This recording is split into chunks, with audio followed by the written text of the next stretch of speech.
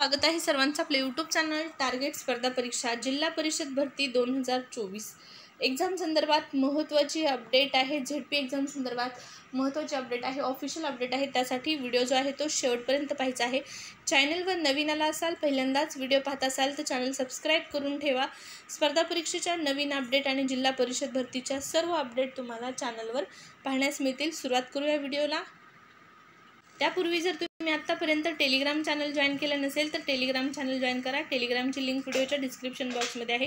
टेलिग्रामवर रोज स्पर्धा परीक्षेच्या नवीन जाहिरातीसह 2024च्या सर्व स्पर्धा परीक्षेसाठी चालू घडामोडी आणि सामान्य ज्ञान या विषयाची तयारी करण्यासाठी तुम्हाला आपल्या टेलिग्राम चॅनलची मदत होईल। लेटेस्ट घटना, लेटेस्ट नियुक्त्या यांचा समावेश टेलिग्रामला अवेलेबल आहे। तसेच दररोज नवीन माहिती जाणून घ्यायची असेल तर टेलिग्राम जॉईन करू शकता। लिंक व्हिडिओच्या डिस्क्रिप्शन बॉक्समध्ये आहे टेलिग्राम चॅनलची। या ठिकाणी पहा, सामान्य ज्ञान या विषयांतर्गत येणारा एक प्रश्न म्हणजे या ठिकाणी तुम्हाला टेलिग्रामवरती पक्का करून घेण्यात येणार आहे आणि तो प्रश्न असणार आहे साहित्यिकांची टोपण नावे। साहित्यिकांची टोपण नावे यावर एक प्रश्न परीक्षेमध्ये असतो आणि महत्त्वाची जी साहित्यिक आहेत त्यांची टोपण नावे आहेत त्यांची मोठी एक लिस्ट जी आहे ती टेलिग्रामला टाकण्यात आलेली आहे। आतापर्यंत परीक्षेत आलेले प्रश्न तसेच येणारे प्रश्न देखील या ठिकाणी आहेत, त्यामुळे एक मार्ग तुमचा 100% त्या ठिकाणी फिक्स होणार आहे। लिंक व्हिडिओच्या डिस्क्रिप्शन बॉक्समध्ये आहे, टेलिग्राम चॅनलची जॉईन करू शकता।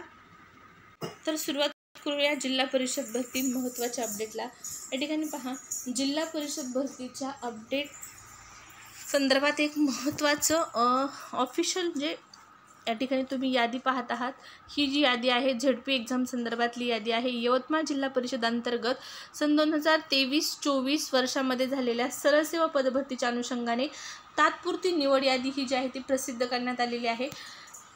आणि ही यादी कोणत्या पदासाठी आहे तर कनिष्ठ अभियंता स्थापत्य या ठिकाणी पाहू शकता। 45 जागांसाठी ही यादी प्रसिद्ध करण्यात आलेली आहे। प्रवर्गनिहाय यादी लावण्यात आलेली असून जिल्हा निवड समिती यवतमाळ यांची मान्यता दिनांक 15/3/2024 नुसार वरील पदांची ही तात्पुरती निवड यादी घोषित करण्यात आलेली आहे।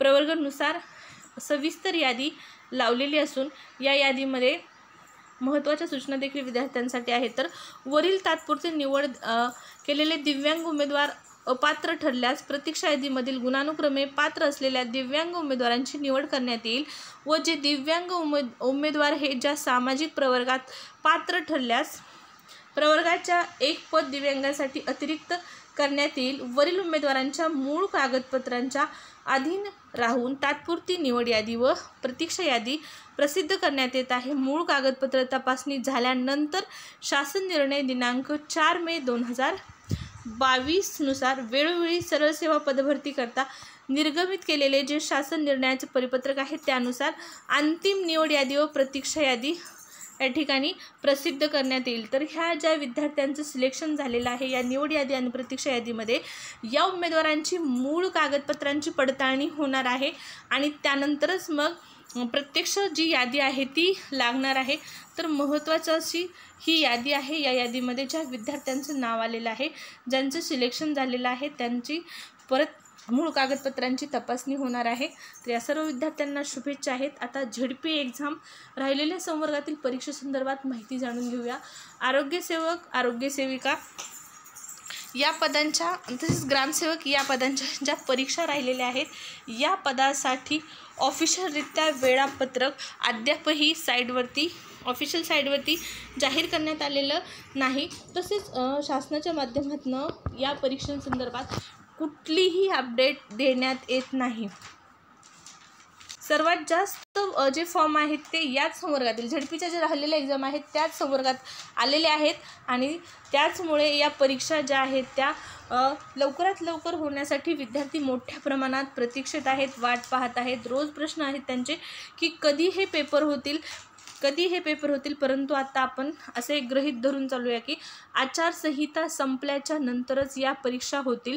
तोपर्यंत जो तुम्हाला वेळ मिळालेला आहे, कालावधी मिळालेला आहे, या कालावधीचा सदुपयोग करा। परीक्षेसाठी व्यवस्थितरित्या तुम्ही अभ्यास करा। जास्त कालावधी मिळालेला आहे, ज्या विषयामध्ये मार्क्स कमी येतात त्या विषयाचा जास्त अभ्यास करा, म्हणजे तुमचा परीक्षेतील जे मार्क असतील ते चांगले मिळतील तुम्हाला आणि तुमचं सिलेक्शन जे आहे ते होण्यास मदत होईल. जरी परीक्षा थोडी लांबली असली तरी पण या मधल्या वेळेमध्ये तुम्हाला हा वेळ परीक्षेसाठी मिळालेला, अभ्यासासाठी मिळालेला आहे असा विचार करा. सकारात्मक विचार करा, निगेटिव्हिटीने विचार करू नका, जेणेकरून तुम्हाला तुमच्या परीक्षेमध्ये यश मिळेल. निगेटिव्ह विचार केल्यास निगेटिव्हच त्या ठिकाणी तुम्हाला पाहण्यास मिळेल, परंतु सकारात्मक विचार केला तर नक्कीच सकारात्मक तुमचा रिझल्ट जो असणार आहे. तर जिल्हा परिषदेच्या ज्या एक्झाम राहिलेल्या आहेत त्या एक्झामसाठी के सागर पब्लिकेशन यांचं स्पेशल IBPS स्पेशल पुस्तक जिल्हा परिषद भरती परीक्षा संपूर्ण मार्गदर्शक हे पुस्तक तुम्ही खरेदी करू शकता. या पुस्तकाचा लेखीसाठी तुम्हाला उपयोग होईल. पाहू शकता, जिल्हा परिषदेअंतर्गत जे विविध पदं आहेत या विविध पदांच्या परीक्षेसाठी हे एकच पुस्तक तुम्ही जरी खरेदी केलं तरी तुम्हाला उपयोग होणार आहे. ग्रामसेवक, आरोग्यसेवक, आरोग्यसेविका इतर पदांसाठी देखील उपयुक्त असणारे हे पुस्तक आहे. ज्या परीक्षा राहिलेल्या आहेत त्यांच्यासाठी हे खरेदी करू शकता.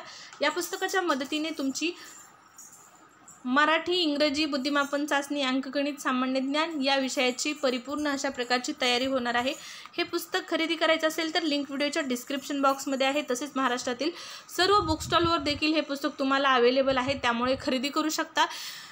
IBPS स्पेशल जिल्हा परिषद भरती परीक्षा संपूर्ण मार्गदर्शक के सागर पब्लिकेशन यांचं हे उत्कृष्ट पुस्तक खरेदी करा.